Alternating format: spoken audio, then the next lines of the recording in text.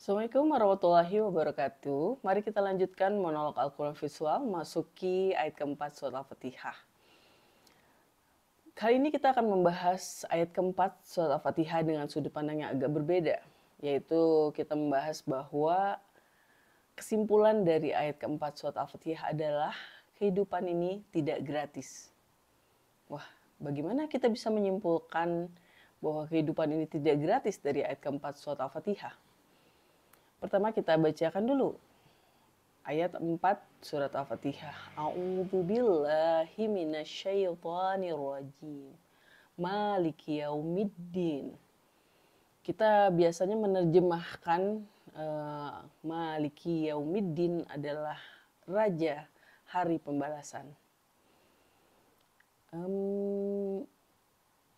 Sebelumnya kita sudah tahu bahwa ayat keempat ini merupakan satu kesatuan dari ayat kedua, tiga, dan 4 surat Al-Fatihah ya. Jadi kita tidak bisa memisahkan pembahasan ayat keempat ini dengan dua ayat sebelumnya. Kita sudah tahu bahwa di ayat kedua kita memahami Allah memperkenalkan dirinya sebagai Rob. Rob penguasa, pengatur, pendidik, segala hal yang kita ilmui. Dan di ayat keempat ini dia memperkenalkan dirinya sebagai Malik. Malik itu adalah raja, penguasa tunggal di hari pembalasan. Nah, hari itu berarti apa? Hari itu berarti bahwa kita bisa memaknainya sebagai kehidupan setelah kematian ya. Jadi ada hari-hari lain selain hari-hari yang kita jalani di dalam kehidupan ini. Dan dia menyampaikan bahwa dialah penguasa di hari itu. Lalu apa makna kata ad-din? Ad-din seringkali diartikan pembalasan. Tapi kita juga tahu bahwa kata ad-din itu adalah maknanya agama.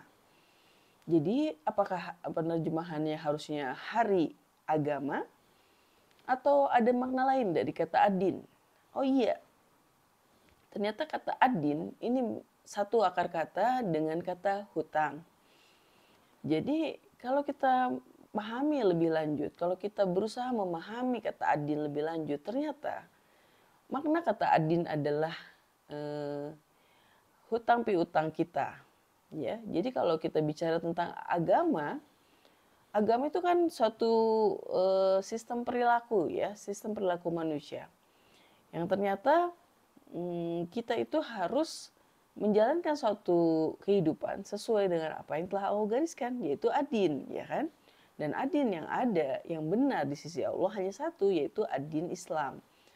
Lalu apa kaitannya ad-din dengan hutang? Nah, ini berkaitan dengan ayat kedua surat Al-Fatihah. Kalau kita membahas surat Al-Fatihah, kita kan sudah memahami bahwa Allah mengatur semua kehidupan. Yang ternyata pengaturannya baik kepada diri kita, maupun kepada orang-orang di sekitar kita, juga kepada alam di sekitar kita, tidaklah gratis. Karena ternyata kita berhutang pada Allah Subhanahu wa taala dan Dia akan mempertanggungjawabkan, akan meminta pertanggungjawaban atas apapun yang kita lakukan dengan mengambil sumber daya yang telah Dia berikan gitu ya. Jadi kita kan selalu berpikir kenapa ya? Kenapa Allah tidak menuntut pembayaran atas oksigen, atas air minum, atas makanan, tumbuhan, sayuran, hewan-hewan ternak. Seakan-akan Allah membiarkan saja manusia hidup di dunia aman-aman saja, tidak perlu dibayar. Sedangkan kita tahu bahwa manusia sendiri meminta pembayaran atas apapun yang kita makan, kita minum ya, termasuk air untuk mandi misalnya gitu ya. Manusia kok lebih serakah dari Tuhan ya. Kita tidak ada yang gratis di dunia ini kan gitu. Tapi mengapa Tuhan kok malah seakan-akan menggratiskan semua sumber daya alam? Yang akhirnya ya manusia yang serakah mengelola itu dengan menguasainya dan membiarkan orang-orang lain, manusia lainnya malah harus bayar sama dia gitu kan. Nah ternyata kalau kita pahami dengan seksama, ternyata tidak. Allah juga menuntut manusia mempertanggungjawabkan semua hal yang telah manusia ambil dari apa yang telah Dia atur di dalam alam semesta ini. Jadi dia akan meminta manusia mempertanggungjawabkannya, tapi bukan dalam bentuk pembayaran berapa banyak kita minum air, berapa banyak udara oksigen yang kita hirup, bukan ya. Tapi untuk apa kita menggunakan source yang dia berikan, apa perilaku yang kita hasilkan ya. Perbuatan-perbuatan kita di dunia itu kita ngapain aja, itu yang akan dipertanggungjawabkan dan itulah yang disebut ad-din.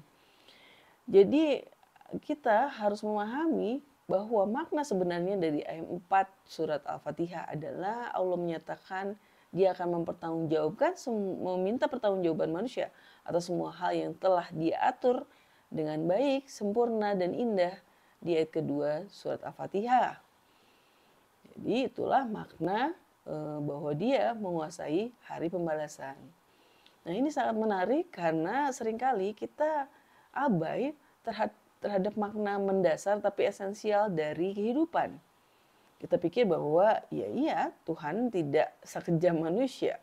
Tuhan sangat pemurah sehingga dia membiarkan manusia berbuat sesuka hatinya. Padahal tidak. Bahwa dia menyampaikan di ayat keempat surat Al-Fatihah bahwa dia akan meminta pertanggungjawaban atas semua hal yang telah diatur dan digunakan oleh manusia. Untuk apa manusia menggunakannya? Untuk apa manusia memanfaatkan segala hal yang dia atur? Ini luar biasa menarik ya. Sehingga kalau kita bisa mengatakan bahwa Al-Fatihah itu bukanlah hanya sekedar pembukaan dari Al-Quran, tapi dia adalah rangkuman isi Al-Quran. Karena secara garis besar, ya isi Al-Quran adalah mengajarkan kita bagaimana kita mempertanggungjawabkan apapun yang telah kita ambil dari alam ini dan kita berbuat sesuai dengan yang semestinya Allah inginkan. Karena mau gimana lagi ya, dia adalah Tuhan kita. Kita tidak bisa melawan kuasaannya. Maka dan satu hal lagi yang pasti, ketika dia menggariskan sesuatu hal, pasti adalah sesuatu yang terbaik untuk kita. Jadi kadang-kadang kita lupa ya, kalau kita urusan sumber daya alam, sumber daya tubuh kita menganggap Tuhan itu keren banget gitu.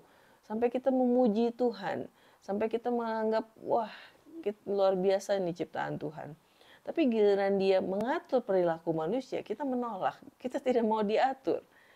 Padahal ya harusnya kan ya kita saja menerima dengan senang hati ya pengaturan dia di atas alam semesta, atas tubuh kita, atas apapun yang ada di sekitar kita. Tapi mengapa ketika dia meminta manusia juga bertanggung jawab atas perilakunya dan dia mengatur manusia untuk berperilaku sesuai dengan yang dia gariskan, manusia menolak. Padahal kan harusnya ini sama saja gitu ya, kita menerima pengaturan dia atas alam kehidupan ini, ya termasuknya ketika dia mengatur manusia dalam urusan perilaku, kita juga harusnya mau dong diatur ya. Nah ini kan juga mengingatkan kita pada pembahasan sebelumnya tentang bahwa apa sih tujuan manusia diciptakan gitu. Bahwa ternyata memang iya manusia itu diciptakan untuk membenahi perilakunya dan akhirnya mempertanggungjawabkannya di hadapan Allah. Ini yang dibahas di ayat keempat surat Al-Fatihah. Sungguh menarik ya pembahasan surat Al-Fatihah ini dan nanti kita akan sadar bahwa kalau kita tidak benar-benar memahami makna ayat 2, 3, 4 surat Al-Fatihah, maka kita tidak akan sampai untuk melahirkan suatu statement yang sangat luar biasa di ayat kelima surat Al-Fatihah. Insya Allah nanti kita akan bahas di kesempatan selanjutnya. Sekian dulu pembahasan tentang ayat keempat surat Al-Fatihah, bahwa kehidupan ini tidak gratis dan kita akan dimintai pertanggungjawabannya atas semua hal yang kita lakukan, karena apapun yang kita lakukan pasti mengambil sumber daya, sumber energi, kemudahan-kemudahan dari semua pengaturan Allah yang sangat indah, seperti yang disebutkan di ayat 2 surat Al-Fatihah. Assalamualaikum warahmatullahi wabarakatuh.